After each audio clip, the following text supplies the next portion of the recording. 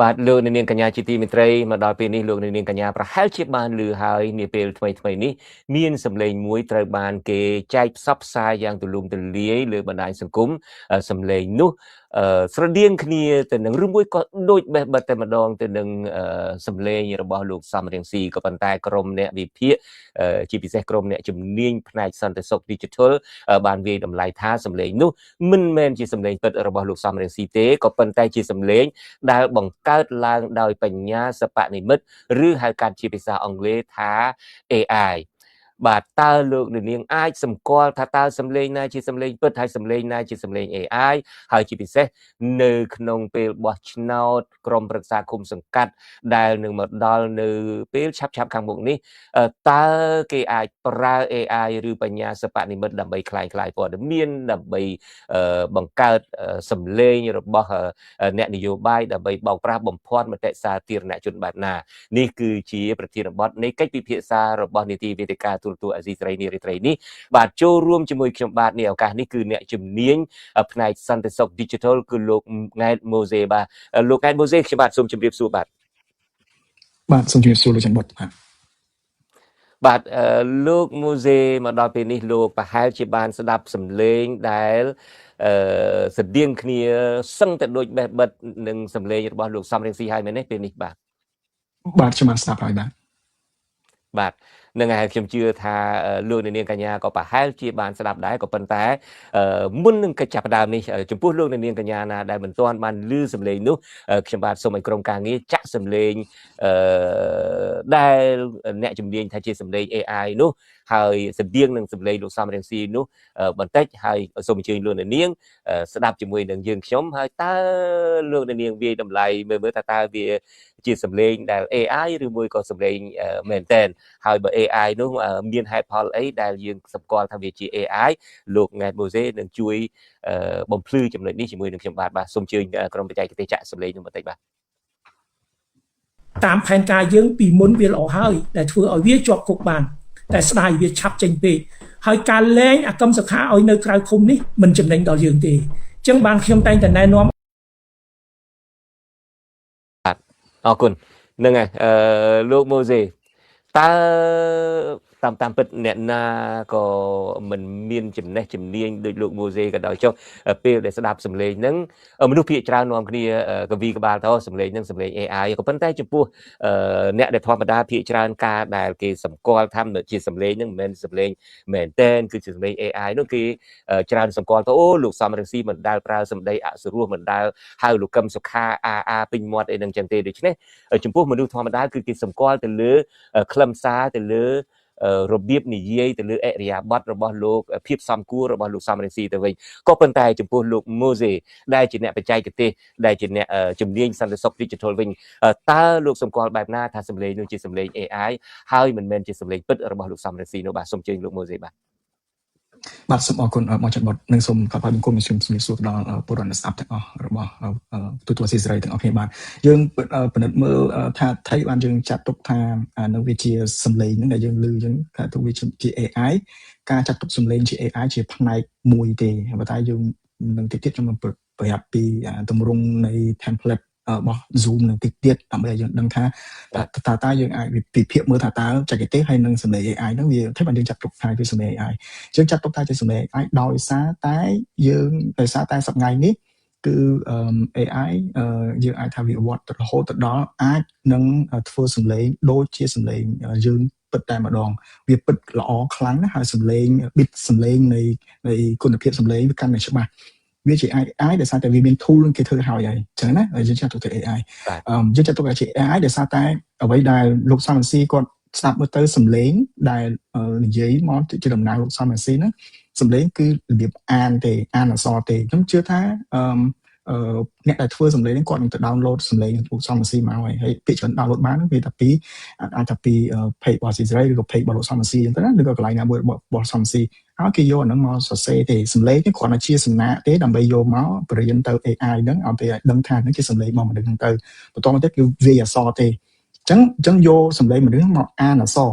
ចុះដល់ពេលយើងស្ដាប់សម្លេងលោកសំរងស៊ីបើយើងស្ដាប់មកទៀតនោះទៅពេលយើងដឹងថាមិនមែនជារបៀបនិយាយទេគឺរបៀបអាន អានមិនយើងមើលទៅឃើញច្បាស់សម្លេងគាត់និយាយមួយច្បាស់ចឹងណាបាទអាហ្នឹងយើងពិនិត្យមើលទៅឃើញពីភាពច្បាស់លាស់ពេកចង់និយាយថា AI វាល្អពេកណាសម្លេងវាធ្វើទៅពេលអានទៅសម្លេងវាច្បាស់តែយើងមើលដៃគូសន្ទនាគាត់នៅ មិន ក្នុង ទាន់ដូចជារបៀបនិយាយសាមញ្ញធម្មតាមិនចឹងណាធ្វើបើតែក្នុងកិច្ចប្រជុំ បាទ របៀបនិយាយហ្នឹងរបៀបនិយាយកិច្ចប្រជុំសាមញ្ញធម្មតាប៉ុន្តែសម្លេងហ្នឹងបើតាមលោកមូសេស្ដាប់ទៅគឺថាជារបៀបអានដែលគេទៅយកសំណាក់មួយសម្លេងមួយរបស់សម្លេងរបស់លោកសំរងស៊ីមកហើយបង្រៀន AI ឲ្យវាចេះអានទៅហើយទៅសេអត្ថបទទៅដល់ពេលវាអានអត្ថបទទៅវាអានជារបៀបអានទៅវិញ បាទត្រឹមត្រូវណាស់ហើយយើងមើលដៃគូពិភាក្សារបស់គាត់ក៏ដូចគ្នាដែរអញ្ចឹងណាគឺសម្លេងច្បាស់ដូចគ្នាអញ្ចឹងឯងអញ្ចឹងណាបាទដល់ពេលសម្លេងច្បាស់ដូចគ្នាយើងអាចចាប់ផ្ដើមដឹងថាអានឹងវាមិនមែនទេគាត់យើងស្ដាប់មកផ្លែតទៅ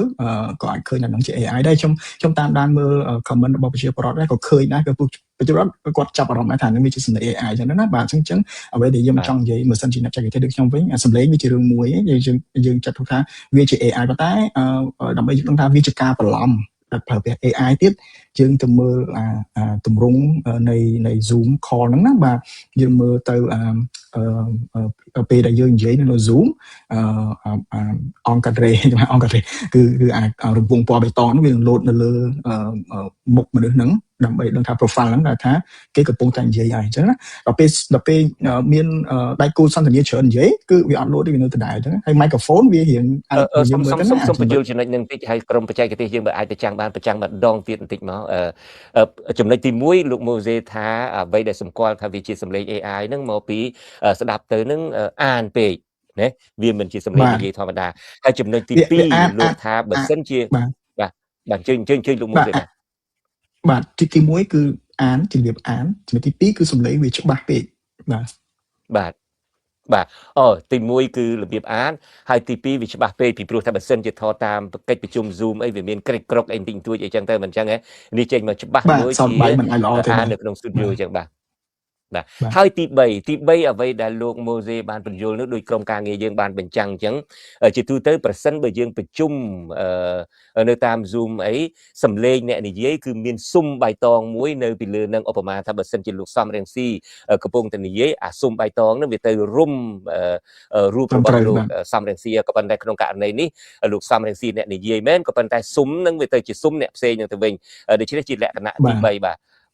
អរគុណបាទអញ្ចឹងមានអីទៀតដែលក្រៅតែពីចំណុច3ហ្នឹងបាទបើយើងមើលទៅ icon រូបសំណាកនៃ microphone បិទបើកយើងមើលទៅបិទបើក microphone នោះវារបៀបដូចជាការកាត់តវីដេអូទេការកាត់តវីដេអូចំមានថាគេធ្វើឲ្យរូប icon វីដេអូនោះម្ដងបើកដើម្បីឲ្យមានអ្នកណានិយាយបិទអា micro icon ពណ៌ក្រហមទៅដូចយើង mute ចឹងណាបាទប៉ុន្តែធ្វើទៅវាអត់ដូចភាពដើមយើងមើលអេក្រង់លោកសំស៊ីពេលគាត់និយាយអត់មាន icon អត់មាន space របស់ខ្លាំងហ្នឹងឯងដល់ពេលយើងចាក់មើលឡើងវិញទៅ icon ហ្នឹងវាលោតបិទបើកហ្នឹងដូចគេកាត់តវីដេអូគាត់ណាបិទបើក icon វីដេអូហ្នឹងវាមិនមែនជាការនិយាយនេះទេផ្ទាល់ទេអញ្ចឹងណាយើងមើលអាកន្លែងនេះឡើងវិញណាបាទអញ្ចឹងយើងផ្សំគុំគ្នាព្រោះបើសិនជាគ្រាន់តែថាសំឡេងហ្នឹងជាសំឡេង AI តែមួយមុខគត់ហើយគេគិតថាអានឹងវាអាចថាអ្នកខ្លះគេខ្ញុំមើល comment ដែរអ្នកខ្លះសួរដែរថាអូអានឹងពិតមែនអត់អីចឹងទៅណាបាទហើយខ្ញុំក៏មានគេសួរខ្ញុំដែរថាបងវាយវាមើលអានឹងពិតអត់អីចឹងទៅណាខ្ញុំក៏ប្រាប់ថាទេមែនទេអានឹងវាជាសំឡេង AI ទេចឹងខ្ញុំប្រាប់ហេតុផលដូចគ្នាដែលខ្ញុំប្រាប់លោកចិនបុតដែរបាទអរគុណដូច្នេះបើយើងបកមកក្រោយវិញលោកម៉ូសេមានចំណុច4យ៉ាងហោចណាស់4ដើម្បីបញ្ជាក់ថាសម្លេងនឹងជាសម្លេង AI មិនមែនជាសម្លេងធម្មជាតិនឹងទី1គឺលបឿនដង្ហើមអារម្មណ៍សម្លេងឡើងចុះអីហ្នឹងពាក្យខ្លះហ្នឹងស្ដាប់ទៅវាមិនធម្មជាតិមិនអញ្ចឹងណាពីព្រោះថានៅពេលដែលយើងនិយាយតាមធម្មតាតាមធម្មជាតិជួនកាលយើងនិយាយញាប់ស្មេអញ្ចឹងទៅមិនអញ្ចឹងជួនកាលយើងនិយាយមួយអញ្ចឹងទៅរបៀបដកដង្ហើមរបៀបលឿនមួយក៏បង្ហាញអារម្មណ៍អីចឹងទៅតើក្រៅតែពីលបឿនក្រៅពីបង្ហាញអារម្មណ៍ក្រៅពីសម្លេងចុះឡើងនេះតើបន្តិចទៀតទៅលោកម៉ូសេតើបន្តិចទៀតទៅប្រព័ន្ធ AI នេះកាន់តែទំនើបមែនទែនរហូតដល់តែអាចធ្វើឲ្យអាលបឿននឹងឡើងចុះនៅពេលដែលយើងដាក់សញ្ញាសម្គាល់នៅលើអត្ថបទណាឧទាហរណ៍ថាពួកខ្ញុំជាអ្នកកាសែតអញ្ចឹង យើងមានសញ្ញាសម្គាល់លើអត្ថបទឧបមាថាសម្លេងណាដែលយើងអានឲ្យញាប់ជាប់គ្នាអញ្ចឹងទៅឧទាហរណ៍ពាក្យថាលោកនាងកញ្ញាជាទីមេត្រីយើងសរសេរគូសជាប់គ្នាអញ្ចឹងទៅដើម្បីដឹងថានៅពេលដែលយើងអានញាប់ស្មេលោកនាងកញ្ញាជាទីមេត្រីក៏ប៉ុន្តែបើសិនជាយើងចង់បញ្ជាក់ពាក្យណាមួយឲ្យច្បាស់នៅឧទាហរណ៍ថានៅថ្ងៃទី 4 ខែសីហានេះយើងគូសបន្ទាត់ពីក្រោមដើម្បីបញ្ជាក់ថាអូខេកន្លែងហ្នឹងយើងនឹងអានឲ្យវាដិតជាងមុនតើថ្ងៃមុខទៅអាច AI នឹងអាចមនុស្សធ្វើសញ្ញាសម្គាល់ឲ្យដឹងថាអ្នកពាក្យនេះអានវែងឲ្យជាប់គ្នាពាក្យនេះអានញាប់បន្តិចពាក្យនេះអានយឺតបន្តិចពាក្យនេះសង្កត់ធ្ងន់ដែលទីបំផុតយើងអត់អាចចាប់បានទេមើលទៅស្ដាប់ទៅដូចធម្មជាតិទេអាចទៅរួចទេទៅថ្ងៃមុខបើចាំថ្ងៃមុខទេគឺអាហ្នឹងធ្វើបានហើយគ្រាន់តែថាអ្នកដែលគេកំពុងអ្នកដែលបានផលិត AI របស់សំស៊ីហ្នឹងគឺមែនតើទៅគាត់អត់ចេះគាត់ហ៊ានគាត់ពងធ្វើគាត់សប្បាយនឹងការធ្វើបែបអញ្ចឹងណាបាទគាត់ថាបាទខ្ញុំខ្លួនឯងខ្ញុំចាស់ដូចគ្នាដែរថាតើដូចខ្ញុំបានធ្វើបទបង្ហាញខ្ញុំធ្វើកិច្ចសន្យាមួយបងកាលពីលើកមុនអញ្ចឹងដែរអញ្ចឹងណាបាទខ្ញុំថាវាដូចទៅប្រកបតាំងពី sound environment អីចង់ទៅជុំវិញខ្លួនអីអញ្ចឹងណាអញ្ចឹងខ្ញុំធ្វើបទបង្ហាញមួយដាក់នៅ Facebook page ខ្ញុំដែរថាវាពិបាកណាក្នុងការពិនិត្យវិច័យដែរអញ្ចឹងណាបាទហើយខ្ញុំគិតថាវីដេអូដែលយើងកំពុងឃើញពីការសន្ទនាការបន្លំនេះយើងអាចថាមួយផ្លែទៅយើងឃើញនឹង AI ទេដោយសារតែយើងស្ដាប់ឃើញ AI content មិនចង់ទៅ post លើ social media ដែរណាហើយជាមួយទៅនឹងអ្វីដែលភាពមិនពិតប្រាកដវាដែលយើងឃើញហ្នឹងគឺថាជំរុញឲ្យថាអាហ្នឹងវាជា potentially គេហៅថាភាគច្រើនគឺទំនងថាជា AI ភាគច្រើនណាបាទអញ្ចឹងណាបាទប៉ុន្តែគាត់ថាអ្នកដែលគេផលិតហ្នឹងគេអត់មើលទៅប្រហែលជានៅមានចំណេះជំនាញនៅមាន limit ឡើយបើសិនជាគេអាចដឹងពីរបៀបធ្វើហ្នឹងគឺសង្កត់ថាពីពិបាកដែរក្នុងការពិនិត្យដល់ផ្ទៀងផ្ទាត់មែនតើទៅដើម្បីដឹងថាតើនឹងវាពិតជា AI អត់កន្លែងហ្នឹងហើយដែលលោកច័ន្ទបុតនិយាយថាវាខាងដើមថាចុងក្រោយគេគឺប្រជាពលរដ្ឋគឺយើងជាមនុស្សហ្នឹងយើងនឹងប្រើតិចយើងស្ដាប់ថាតើ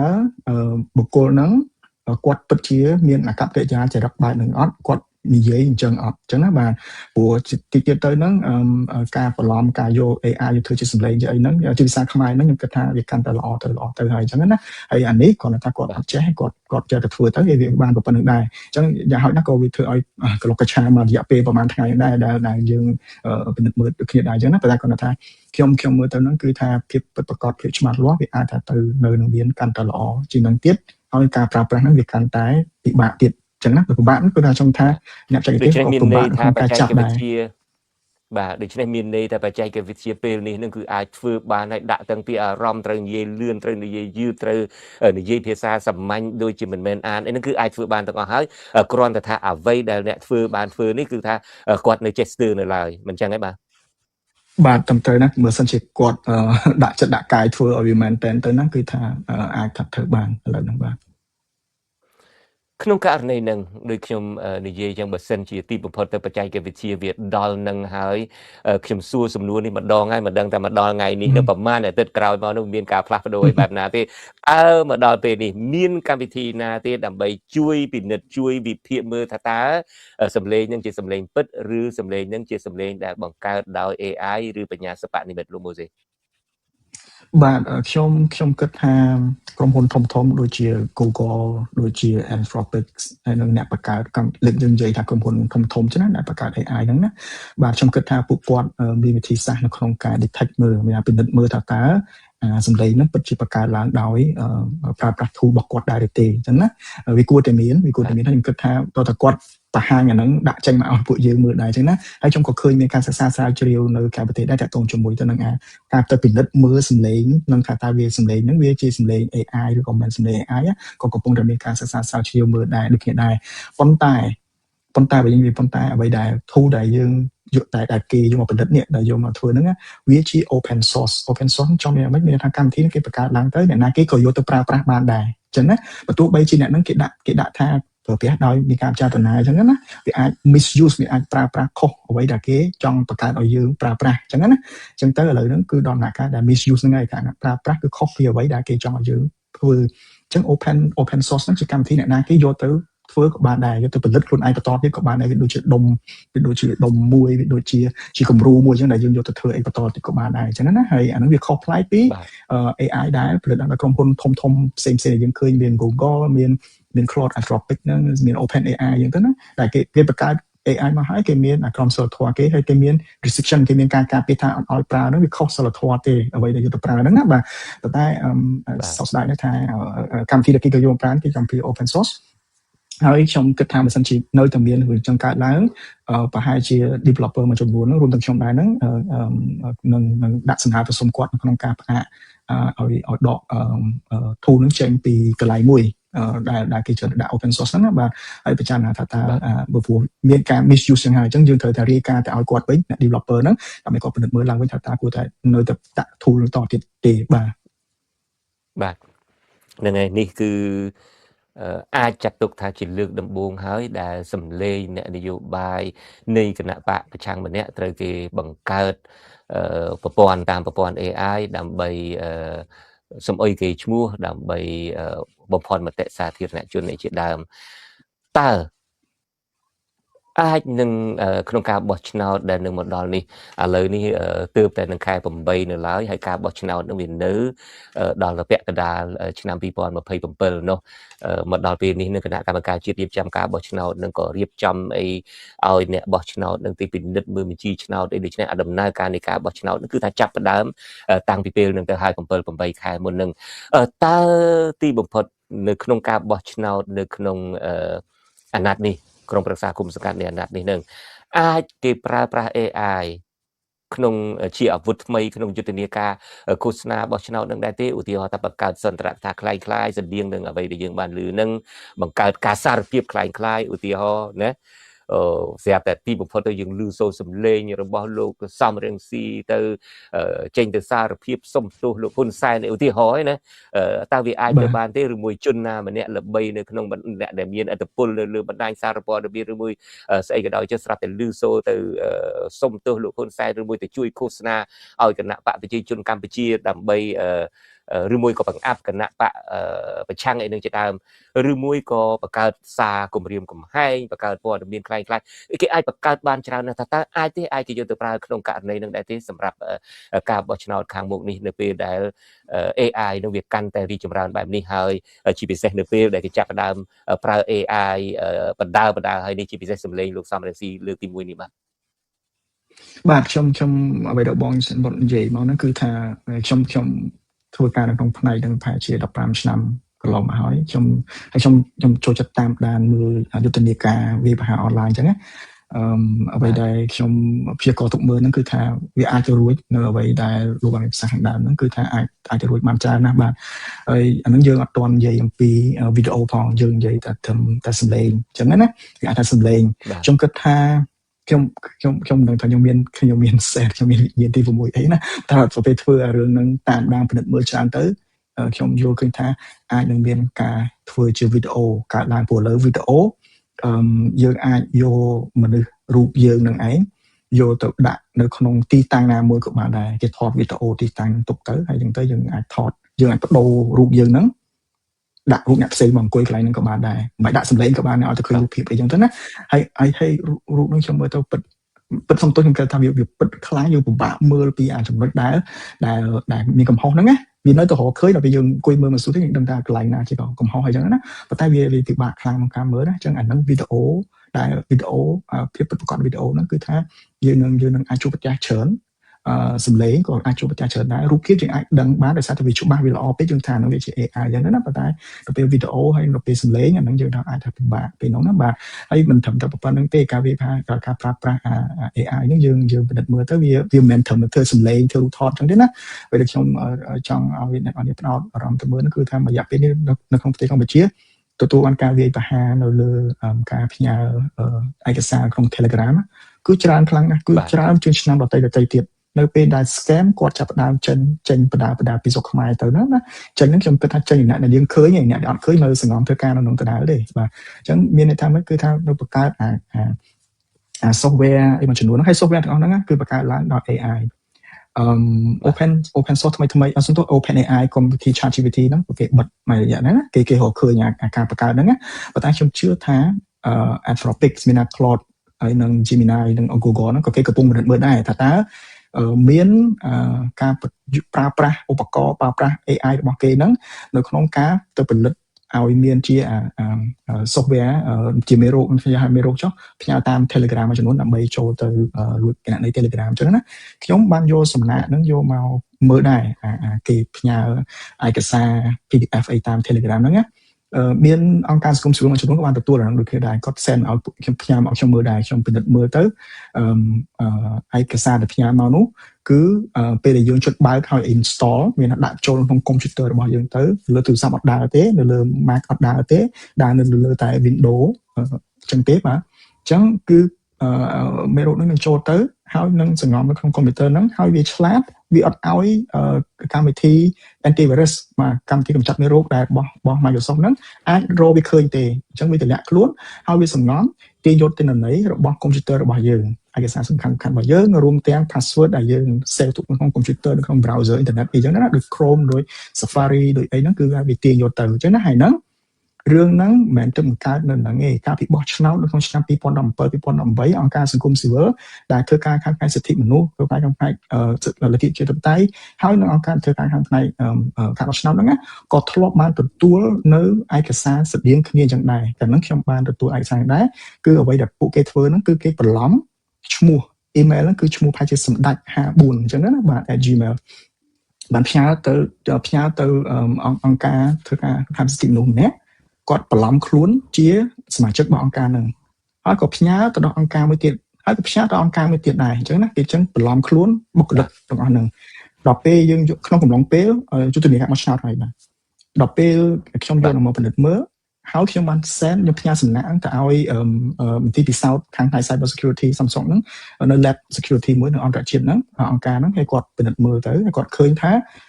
សំណាក់នៃ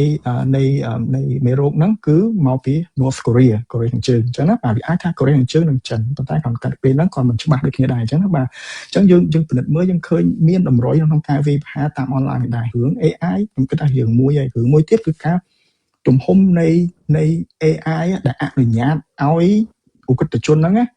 ប្រើប្រាស់ AI ហ្នឹងផលិតនៅមេរោគបានអញ្ចឹងណាហើយផ្ញើមេរោគហ្នឹងចេញទៅបានឲ្យសេរីអញ្ចឹងណាបាទហើយដែលអាចតើក្រុមហ៊ុននោះមាន Facebook មាន TikTok មាន YouTube អីជាដើមគួរទទួលខុសត្រូវកម្រិតណាដែរអ្វីដែលយើងរកឃើញអ្វីដែលខ្ញុំរកឃើញហ្នឹងគឺនៅលើ Telegram ទេអញ្ចឹងណាបាទអញ្ចឹងគាត់ឲ្យហ្នឹងហើយបណ្ដាញសង្គមទាំងអស់ហ្នឹងទាំង Telegram ទាំង Facebook ទាំង TikTok អីហ្នឹងក៏គេអាចផ្ញើតាមហ្នឹងបានដែរណាក្នុងករណីហ្នឹង Telegram ចុះតើ Telegram នឹងគួរទទួលខុសត្រូវបែបណាដែរទេនៅពេលដែលគេប្រើ platform ហ្នឹងដើម្បីយកមកប្រើក្នុងន័យបោកប្រាស់ប្រើក្នុងន័យបញ្ជូនមេរោគឬមួយក៏បញ្ជូនព័ត៌មានคล้ายៗជាដើមនោះយើងអាចរាយការណ៍ទៅ Telegram បានគាត់ថាអកុសល Telegram ពី1ឆ្នាំមុន2ឆ្នាំមុនខ្ញុំមើលណាបើខ្ញុំរកសើតាមបាន Telegram មានបុគ្គលិកតែ35នាក់ឯងគ្រប់គ្រងទៅលើអ្នកប្រើប្រាស់800លានអ្នក monthly active user អ្នកដែល active នៅលើ user 800លានអ្នករៀងរាល់ខែមានបុគ្គលិកតែ35នាក់ទេហ្នឹងប្រហែលជាមួយឆ្នាំមុនអញ្ចឹងណាខ្ញុំបានតាមដល់ឥឡូវតទៀតទេគេច្រើនបុគ្គលិកហ្នឹងគឺថាធ្វើការ remote ធ្វើការពីចម្ងាយទេអត់មាននៅកន្លែងតែមួយទេអញ្ចឹងណាបាទហើយបើយើងផ្ញើឯកសារទៅឲ្យគេបន្ទូគេមានគោលនយោបាយប៉ុន្តែផ្ញើទៅគ្មានអ្នកគេមើលទៅក្រៅពី board ដើម្បីមើលហ្នឹងអញ្ចឹងបានអ្វីយើងនិយាយនៅព្រឹកមិញនេះគឺកសែតច្រើនណាចុះហើយគេដក Telegram Apple Store បានដក Telegram app ចេញដោយសារតែ violate ទៅលើរឿងរូបភាពអាគាររបស់កុមារដាក់នៅលើហ្នឹងហើយ developer របស់ Telegram គាត់ចូលទៅ account ចំនួនលុប account លុប channel ចោលអស់នេះទៅបាន Apple Store អាចដាក់អនុញ្ញាតឲ្យ app មកវិញអញ្ចឹងនៅលើ Facebook Messenger ខ្ញុំអត់ទាន់មានស្ដីរាយការណ៍មកទេណាថាអាចផ្ញើអាមេរោគទៅបានណាហើយនៅក្នុង WhatsApp ក្តីក៏អត់ទាន់មានស្ដីរាយការណ៍មកដែរអញ្ចឹងបើសិនជាមានមែនអាចតែផ្ញើមកខ្ញុំពិនិត្យមើលដូចគ្នាដែរព្រោះខ្ញុំអាចនៅ direct ទៅ platform ខ្ញុំអាចផ្ញើនៅទៅកាន់ platform ដើម្បីគាត់មើលអញ្ចឹងណាប៉ុន្តែពួកគេមានទំនួលខុសត្រូវប៉ុន្តែដើម្បីឲ្យគេដឹងដែរគឺថាតើប្រាប់គេដែរព្រោះខ្ញុំគិតថាពួកគាត់វាច្រើនទី1វាអ្នកប្រើប្រាស់វាច្រើនអញ្ចឹងទៅការឆ្លើយតបវាអាចតែមានពេលយឺតហើយមួយទៀតឥឡូវហ្នឹងក៏គេមាន AI detection ដែរគេអញ្ចឹងខ្ញុំសង្ឃឹមថានៅ platform ធំៗដែលមានការទទួលខុសត្រូវដូចជា Meta ដូចជា TikTok ឯមួយចំនួនហ្នឹងខ្ញុំគិតថាពួកគេមានការគិតគូររឿងការ scan ឯកសារហ្នឹងមុនពេលដែលដាក់នៅលើ platform របស់គេបាទតើ AI ជួយ detect ជួយមើលថានឹងជា AI បានអត់នេះជាសំណួររបស់លោកអ្នកស្ដាប់ម្នាក់គាត់សួរថាតើគេអាចយកសំឡេងឬវីដេអូដែលគេសង្ស័យថាផលិតដោយ AI ទៅសួរ AI វិញបានទេ សួរបានបាទបើគាត់ណាសួរមានអីបាទតែគាត់ណាចម្លើយយើងជឿបានកម្រិតណាអញ្ចឹងយើងនិយាយជាមួយនឹងលោកច័ន្ទបុតកាពីលើកមុនដូចនេះដែរមិនខ្វះទេធូរយើងគាត់ទៅ search មើលទៅតើកម្មវិធីណាដែលអាច detect បាន AI voice នឹងអញ្ចឹងយើងច្រើនណាបាទប៉ុន្តែដល់ពេលយើងចូលទៅមើលរបៀបគិតគូរក្នុងការវិភាគការពិនិត្យមើលតើកម្រិតភាពពិតប្រាកដដែលយើងអាចជឿទុកចិត្តបាន accuracy level តើវាកម្រិតណាភាពពិតប្រាកដដែលយើងទុកចិត្តបានតើបើសិនជាឧទាហរណ៍យើងយកសម្លេងលោកសំស៊ីទៅដាក់ហើយវាដាក់ថាជាសម្លេង human អញ្ចឹងតែវាសម្លេងរបស់មនុស្សពិតប្រាកដតើយើងជឿកម្រិតណាថាហ្នឹងវាសម្លេងពិតប្រាកដវាមានផុសតាងអីកន្លែងណាកម្រិតនៃការវាស់វែងវាស្អីគេខ្លះបើវាជា AI ស្អីគេទៅដែលហៅជាកម្រិតវាស់វែងនឹងគេ AI អញ្ចឹងណាបាទអញ្ចឹង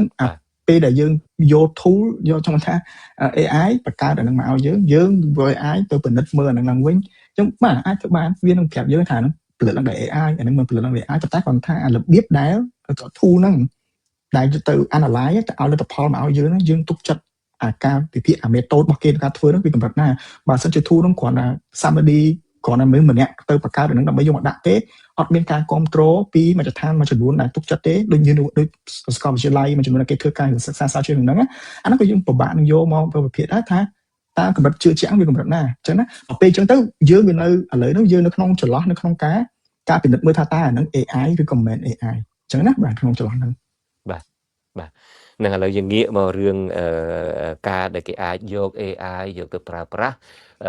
ក្នុងការឃោសនាបោះឆ្នោតក្នុងការបំភាន់មតិសាធារណជនក្នុងការបង្កើតការសារភាពคล้ายៗបង្កើតសន្ទរកថាคล้ายៗបង្កើតព័ត៌មានคล้ายៗវិញតើការបោះឆ្នោតខាងមុខនេះលោកម៉ូសេនឹងប្រមាលមើលថាតើនឹងអាចប្រើប្រាស់ AI ក្នុងទម្រង់ណាខ្លះដែរហើយវាអាចប៉ះពាល់ដល់លទ្ធផលនៃការបោះឆ្នោតដំណើរការនៃការបោះឆ្នោតបែបណាដែរខ្ញុំសង្កេតមើលទៅហ្នឹងគឺការប្រើប្រាស់ AI ដើម្បីបំភាន់មតិសាធារណៈឥឡូវក៏ចាប់ដើមធ្វើរឿងហ្នឹងទៅហើយអញ្ចឹងណាបាទការប្រើប្រាស់ហ្នឹងតាក់ទងជាមួយនឹងការធ្វើឲ្យ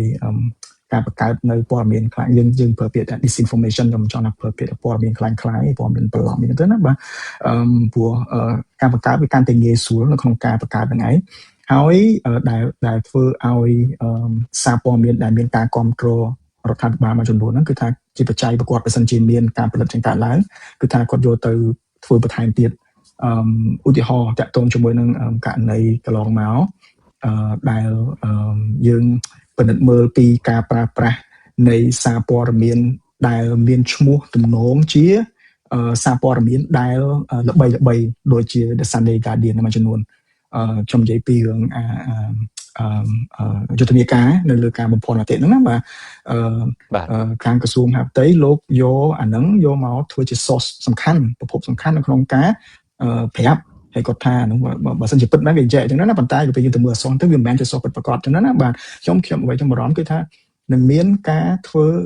build page គេយើងហៅថា build page ហ្នឹងសម្រាប់ MMO គេយល់អាភិហ្នឹងមានន័យថាម៉េចគឺគេបង្កើតឲ្យ page ហ្នឹងមើលទៅដូចជា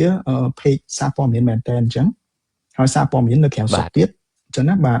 ហើយឲ្យយើងទុកចិត្តគេនឹងអត់ធ្វើអីទេគេនឹងដាក់ព័ត៌មានឲ្យយើងទុកចិត្តសិនផ្សាយព័ត៌មានឲ្យត្រូវចិត្តយើងសិនត្រូវចិត្តយើងអូសារព័ត៌មានល្អណាស់វិភាគល្អណាស់និយាយត្រូវហើយអញ្ចឹងណាយើងទុកចិត្តហើយគឺ build trust សិនដល់ពេល build trust ហ្នឹងព័ត៌មានហ្នឹងគឺ AI generated ទេមានថា AI បង្កើតដោយ AI ទេតែវាត្រូវចិត្តយើងមួយថ្ងៃទៅមួយថ្ងៃអានោះឯងបាទដល់ពេលទៅចិត្តដល់បោះឆ្នោតគឺថាអាចមានដាក់ព័ត៌មានដែលធ្វើឲ្យយើងប្រហែលជាបើកផ្នែកធំអាចទៅចឹងដែរណាទី1ទី2ទៀតការប្រើ AI តាមគឺបាទគឺតាមរយៈខ្ញុំមើលទៅគឺមិនមែនជាការប្រើ AI ទេប៉ុន្តែជាការប្រើប្រាស់ social media content creator ហើយខ្ញុំមានការបារម្ភខ្លាំងដែររឿងហ្នឹងណាបាទគឺ social media content creator មួយចំនួនហ្នឹងគឺគាត់អ្នកខ្លះមានជីវៈទៅអ្នកខ្លះក៏គាត់ត្រូវការរកកម្រៃចូលក្នុងខ្លួនគ្នាដែរអញ្ចឹងគាត់បង្កើតមាតិកាហ្នឹងគឺដើម្បីតាក់ទាញអតិថិជនសំទោស client គាត់ដើម្បីឲ្យគាត់ធ្វើវីដេអូធ្វើអីបានលុយអញ្ចឹងណាបាទអញ្ចឹងមានក្រុមហ៊ុនមួយចំនួនគឺពួកគាត់នឹងត្រូវតែស្រឡាញ់ឬក៏ការពារទៅដល់គណៈបកកណ្ដាលដូចគ្នាដែរអញ្ចឹងណាបាទអញ្ចឹងបើសិនជា content creator អត់គ្រប់គ្រងទេមានន័យថាគាត់អត់ឲ្យផលិតផលដើម្បីធ្វើឲ្យមួយចំនួនដូចគ្នាដែរហើយអានឹងឯងដែលយើងឃើញនៅក្នុងការ ការវាយប្រហាររបស់ថៃមកលើមកក្នុងប្រទេសកម្ពុជាដំបូងគេវគ្គដំបូងគេណាបាទខ្ញុំឃើញ content creator មួយចំនួនដែលអត់ទាន់មានការជុំគ្នាឡើយគឺគាត់ចាប់ផ្ដើមធ្វើយុទ្ធនាការខ្លួនឯងក្នុងការផ្សព្វផ្សាយពីប្រទេសជាតិជាភាសាអង់គ្លេសទៅលោកជនបទនៅចាំរឿងហ្នឹងណាបាទវគ្គទី1ទៅឆ្នាំទៅមិញហ្នឹងបាទគឺពួកគាត់ចាប់ផ្ដើមធ្វើយុទ្ធនាការទៅបរទេសដើម្បីឲ្យបរទេសនឹងស្គាល់ថានេះថៃគេវាយយើងមុនទៅណាប៉ុន្តែក្រោយមកវគ្គទី2ខ្ញុំឃើញមានការរៀបចំ content creator ហ្នឹងជា community ជាមួយដុំអញ្ចឹងរាល់ការនិយាយស្ដីអីហ្នឹងត្រូវពិនិត្យមើលដោយក្រុមណាមួយសិនហើយគេមាន scenario ដើម្បីរុញព័ត៌មានចេញទៅហើយវគ្គទី2នេះគឺអត់សូវមាន content creator ណាចាប់អារម្មណ៍ទៅជួយទៅធ្វើអញ្ចឹងទៀតវាបន្តិចអត់ដូចពីមុនអានេះគឺជា trend ថ្មីដែលខ្ញុំឃើញហ្នឹងគឺថាខ្ញុំបារម្ភថាដល់ពេលបោះឆ្នោតហ្នឹងទៅ content creator ទាំងអស់ហ្នឹងគាត់អាចคล้ายទៅជាឧបករណ៍ក្នុងការធ្វើនយោបាយរបស់គណៈបកនយោបាយអញ្ចឹងណាបាទរឿងទី3មួយទៀតដែលខ្ញុំកំពុងតែពិនិត្យមើលដូចគ្នាដែរហ្នឹងគឺជាការប្រើប្រាស់ការបំភាន់មតិសាធារណៈតាមរយៈការបង្កើត page ឲ្យច្រើនដូចជាបើសិនជាលោកច័ន្ទបុតចូលទៅមើលខែទៅពាក្យនៅលើ TikTok ណា fan page ឧទាហរណ៍ថា fan page អាយដាមfan page លោកអង្គញាហ៊ុនតូអញ្ចឹងណាបាទបងឃើញនឹងឃើញតំណែងច្រើនឃើញ page ច្រើនណាដែលគេធ្វើ fan page ចឹង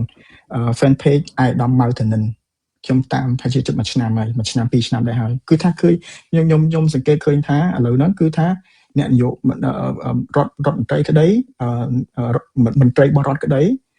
គឺតែចាប់ផ្ដើមធ្វើឲ្យបង្កើតឲ្យមាន fan page ដើម្បីការពារខ្លួនឯងណាមានន័យថាពេលដែលសាធារណជនចូលទៅប្រឆាំងមួយគាត់មាន fan page របស់គាត់ជាច្រើនដើម្បីទប់អញ្ចឹងណាបាទដើម្បីទប់កុំឲ្យមានការរង្គើទៅដល់ position ទូនទីរបស់គាត់អីចឹងទៅហើយអានោះឯងដែលអ្វីដែលប្រជាពលរដ្ឋកំពុងទាំងខ្ញុំទាំងលោកច័ន្ទបុតអីទាំងអស់គ្នាកំពុងតែមើលសប្តាហ៍ហ្នឹងគឺជាព័ត៌មានដែលគឺទាញឡើងដោយពួកគាត់ទាំងអស់ហ្នឹងគឺ MMO ដែលគាត់ធ្វើការរកវិច័យរលួយអីតាមនេះតាម social media ហ្នឹងណាអញ្ចឹងមិនប្រកាសដូចជាលោកម៉ូសេលើកឡើងពីមន្ត្រីម្នាក់ក្នុងករណីនេះលោកម៉ៅធនិនអញ្ចឹងដែលមាន fan page របស់គាត់អញ្ចឹងមិនប្រកាសថាគាត់បង្កើតខ្លួនគាត់ទេដើម្បីទប់ទល់ដើម្បីឲ្យបង្កើតមេតិកាបង្កើតខ្លឹមសារណាមួយដើម្បីគ្រប់គ្រងគាត់ធ្វើអំពើអាក្រក់ឯណាមួយអញ្ចឹងទៅជាងនឹងទៅអំពាវនាវឲ្យអ្នកដទៃដើម្បីជួយសរសេរការពារខ្លួនអញ្ចឹងទៅមានបង្កើត fan page ហ្នឹងដើម្បីឲ្យបង្ហោះសារដើម្បីគ្រប់គ្រងខ្លួនវិញអញ្ចឹងមិនប្រកាសថាគាត់ទេអ្នករកស៊ីក៏អាចបង្កើតដើម្បីរកលុយបានដែរបាទអាចអញ្ចឹងដែរយើងមើលទៅមិនមែនតែលោកម៉ៅធនិនហ្នឹងឯងយើង search មើលទៅ fan page អ្វីយើងឃើញច្រើនជាងគេគឺ fan page របស់ប្រពន្ធលោកយុរដ្ឋមន្ត្រីប្រពន្ធលោកហ៊ុនម៉ាណែតលោកហ៊ុនម៉ាណែតក៏មានគាត់មានគេបង្កើត fan page ឲ្យដែរអញ្ចឹងណាបាទអញ្ចឹងឃើញមានការ fan page ហ្នឹងច្រើនណាហើយដល់ពេលយើងចូលទៅមើលក្នុង fan page ហ្នឹងវាខ្លះមានលក់ផលលក់អីទេវាខ្លះគេបង្កើត page ដើម្បីតែយកមនុស្សមកចូលច្រើនអញ្ចឹងណាប៉ុន្តែក៏មាន page ខ្លះមិនមែនអញ្ចឹងដែរគឺផ្សព្វផ្សាយតែរឿងល្អរបស់ពួកគាត់អីចឹងទៅណាហើយក៏មានការជជែកវិញ្ញាតាក់ទងជាមួយនឹងរឿងយោបាយខ្លះដែរអញ្ចឹងខ្ញុំអ្វីដែលខ្ញុំកំពុងតែតាមដានដែរហ្នឹងហើយខ្ញុំពិនិត្យមើលទៅថាការបង្កើត fan page គឺជារនាំងការពារពេលដែលពួកគាត់មានរឿងអីកើតឡើង fan page ហ្នឹងគឺជារនាំងទប់គាត់ដើម្បីផ្ញើសារទៅសាធារណជនថាពួកគាត់ជាមនុស្សល្អទេអញ្ចឹងទៅណាបាទខ្ញុំថាពួកគាត់អាក្រក់ទេប៉ុន្តែអ្វីខ្ញុំឃើញកំពុងតែសប្តាហ៍ថ្ងៃហ្នឹងគឺដូចនេះឯងបាទឥឡូវប្រជាពលរដ្ឋទៅវិញអ្នកប្រើប្រាស់សាមញ្ញធម្មតាទៅវិញនៅពេលយើងបានទៅជែកគ្នាហើយថាពិបាកនឹងរកឃើញថានឹងផលិតដោយ AI ណាពីព្រោះថាប្រព័ន្ធ AI នឹងវាទំនើបទៅរហូតដល់តែបើសិនជាមិនមែនត្រឹមតែសំឡេងទេបន្តិចទៀតនឹងយើងនឹងឃើញរូបវីដេអូទៅទៀតណាលោកម៉ូសេបានលើកឡើងហើយថាជួនកាលវីដេអូគេនឹងអាចបាទមានហើយវីដេអូនឹងមានហើយបាទនឹងមានហើយហ្នឹងហើយបន្លំវីដេអូហ្នឹងបាទហ្នឹងហើយនៅវាមានរួចទៅហើយមានហ្នឹងគឺថាប្រកាសមើលទៅហ្នឹងគឺថាពិបាកនឹងឲ្យដឹងតើវីដេអូនឹងបង្កើតដោយ AI ឬមួយក៏វីដេអូមែនតើសូម្បីតែ software ក៏មិនទាន់កម្មវិធីណាអាច detect បានដែរតើក្នុងករណីហ្នឹងប្រជាពលរដ្ឋខ្លួនឯងវិញគួរប្រយ័ត្នប្រយែងបែបណាគួរមើលប្រភពបែបណាជាពិសេសនៅក្នុងការបោះឆ្នោតនេះឧបមាទៅឃើញគេបង្ហោះនៅលើ Facebook ឃើញគេបង្ហោះនៅលើ social media ដទៃទៀតមាន YouTube មានអីជាដើមហ្នឹងតើមុននឹងជឿនឹងពួកគាត់ត្រូវពិនិត្យចំណុចណាខ្លះដែរមុននឹងជឿថាព័ត៌មានដែលគេបង្ហោះនេះជាព័ត៌មានពិតឬព័ត៌មានមិនពិតនៅលោកម៉ូសេ បាទសូមអរគុណអ្វីដែលបងលោកចាត់បាននិយាយហ្នឹងគឺល្អណាស់ដោយសារតែចាប់ពីពេលនេះទៅប្រជាពលរដ្ឋត្រូវតែមានប្រភពព័ត៌មានខ្លួនឯងដែលខ្លួនឯងទុកចិត្តមិនមែនខ្លួនឯងស្រឡាញ់ទេបាទគឺខ្លួនឯងទុកចិត្តព័ត៌មានខ្លះត្រូវចិត្តយើងប៉ុន្តែមិនមែនប្រកាសថាជាព័ត៌មានដែលពិតប្រាកដនោះទេទី1ទី2ទៀតប្រជាពលរដ្ឋលើគាត់តាមអ្នកដែលគាត់ពេញចិត្តមានន័យថាជា idol ជា social media influencer ដែលយើងនិយាយហ្នឹងណាបាទអ្វីដែលនិយាយទៅហ្នឹងគឺថាសិតសឹងតែគ្រប់គ្រងស្រឡាញ់គាត់អីចឹងទៅណាបាទអញ្ចឹងអត់ត្រូវធ្វើអញ្ចឹងទេសារព័ត៌មានមិនមែនសារស្រឡាញ់ទេគាត់សារព័ត៌មានគឺថាប្រភពដែលយើងអាចទុកចិត្តបានហ្នឹងគឺថាវាមានសារព័ត៌មានដល់ពេល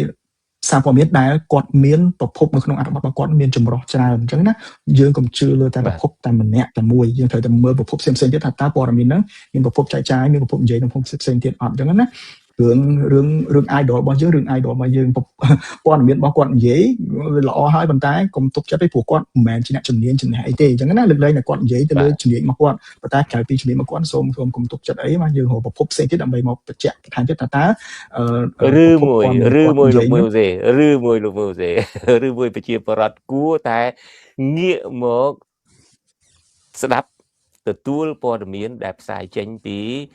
ស្ថាប័នព័ត៌មានត្រឹមត្រូវដូចជាទូរទស្សន៍អាស៊ីសេរីជាដើមបើសិនជាទូរទស្សន៍ខ្ញុំតែងតែប្រាប់អ្នកស្ដាប់យ៉ាងឯងទៅពេលប្រហែលថ្ងៃមុននឹងយើងឮមានថា FBI នឹងគេចាប់កុកអានហើយគេចាប់លីយ៉ុងផាត់ហើយឬមួយក៏លោកហ៊ុនតូក្មួយរបស់លោកហ៊ុនសែននឹងគេចខ្លួនបាត់ហើយអីហ្នឹងខ្ញុំពេលនេះកំពុងតែនៅប្រទេសនូវែលសេឡង់ណាជួបនៅណាក៏ដោយគេតែងតែសួរបែបហ្នឹងហើយខ្ញុំតែងតែប្រាប់គាត់ថាមិនបាច់សួរខ្ញុំទេបើសិនជាអាស៊ីសេរីផ្សាយជឿទៅបើអាស៊ីសេរីអត់ទាន់ផ្សាយទេគេបង្ខំនៅលើបណ្ដាញសង្គមឬមួយគេឃើញថា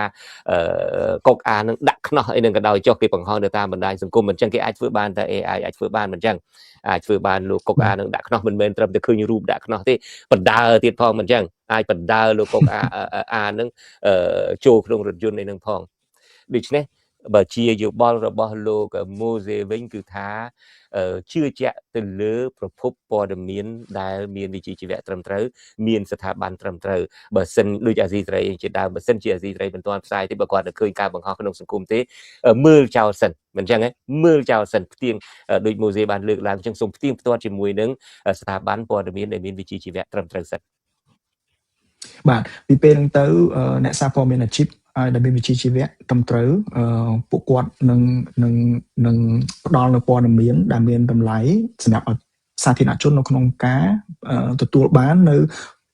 ព័ត៌មានដំណឹងដែលពួកគាត់អាចយកទៅវិនិច្ឆ័យខ្លួនឯងបានអ្វីដែលខ្ញុំចង់និយាយនៅកន្លែងហ្នឹងខ្ញុំចង់សង្កត់លើធ្ងន់ថាប្រជាពលរដ្ឋគួរតែមានសារព័ត៌មានដែលគាត់ទុកចិត្តគាត់អាចមានព័ត៌មានខ្លះគាត់នឹងមិនចូលចិត្តទេប៉ុន្តែมันមានន័យថាព័ត៌មានហ្នឹងគឺជាព័ត៌មានដែលមិនពិតទេមានព័ត៌មានខ្លះដែលគាត់ចូលចិត្តក៏មិនប្រកាសដែរជាព័ត៌មានហ្នឹងតែជាព័ត៌មានដែលពិតដែរអញ្ចឹងខ្ញុំអ្វីខ្ញុំចង់ឲ្យគាត់ហ្នឹងគឺថាដូចលោកច្បាប់បាននិយាយមិនអញ្ចឹងគឺថាសារព័ត៌មានដែលមានអាជីពមានជីវៈត្រឹមត្រូវហ្នឹងមានស្ថាប័នត្រឹមត្រូវហ្នឹងដើម្បីឲ្យគាត់អាចជាអ្នកពំនាំជាសាររបស់ប្រជាពលរដ្ឋគាត់នឹងប្រមូលព័ត៌មានមកឲ្យយើងទាំងអស់ហ្នឹងហើយគាត់រកប្រភពដែលគាត់អាចយកមកបានហ្នឹងដាក់ឲ្យយើងឲ្យយើងស្ដាប់មើលថាតើនេះប្រភពដែលខ្ញុំរកឃើញនេះអ្វីដែលខ្ញុំរកឃើញគឺប្រព័ន្ធនេះអញ្ចឹងណាបាទជាជាងសារព័ត៌មានដែលយកតែមកប្រភព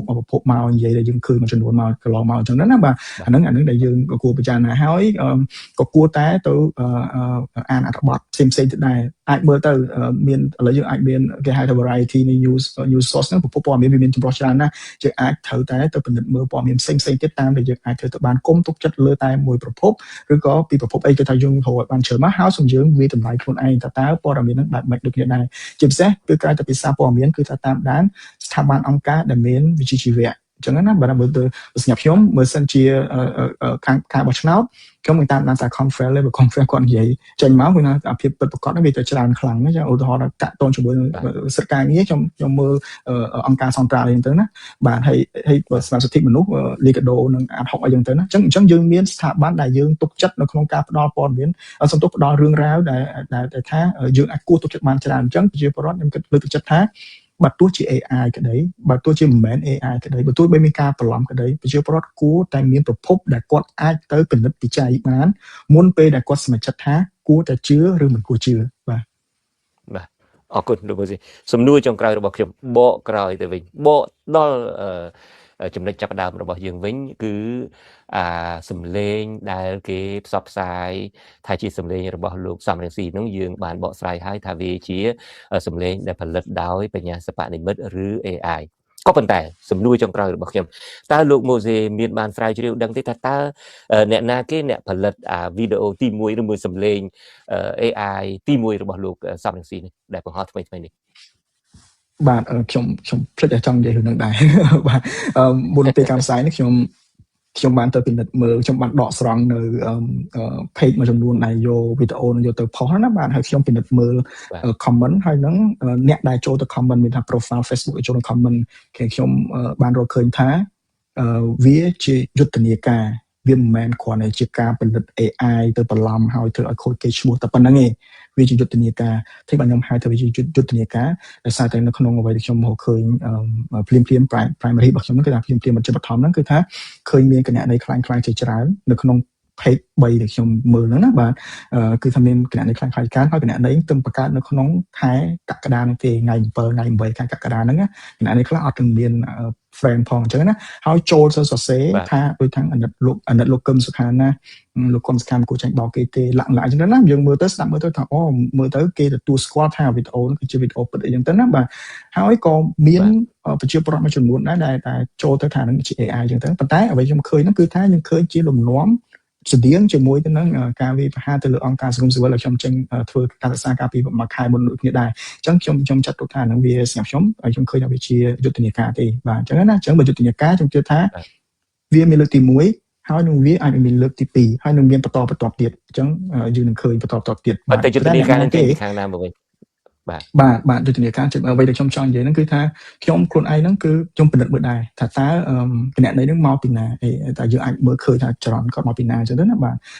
គណៈដែលគាត់យកមកធ្វើនេះគឺគណៈដែលថ្មីទៅបង្កើតទេបាទហើយខ្ញុំនឹងពិនិត្យមើលថែមទៀតព្រោះខ្ញុំទៅបានពិនិត្យមើលបានខ្លះទេប៉ុន្តែខ្ញុំមានដានយើងខ្ញុំធ្វើការសិក្សាតាំងពីឆ្នាំ2023មកមែនតើទៅហើយខ្ញុំធ្វើការសិក្សាតាក់ទងជាមួយទៅនឹង